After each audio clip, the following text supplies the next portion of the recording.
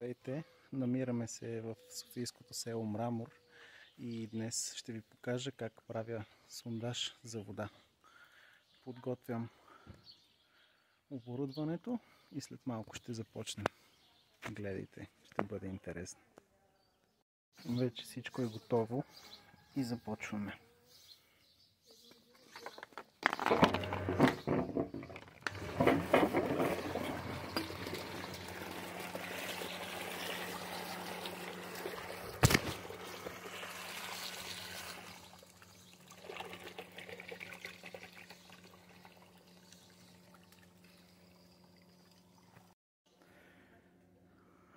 Три метра сме вече в земята и продължаваме.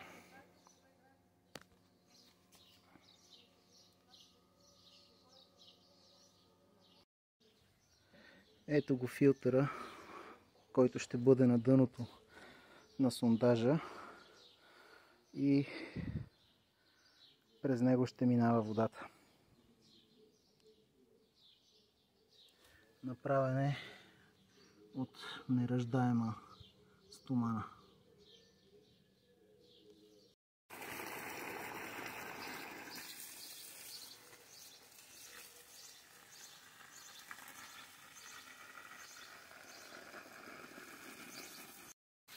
И можем да се похвалим с успешен сондаж. Ето го крайния резултат. Хубава чиста вода. Има още малко да се избистря.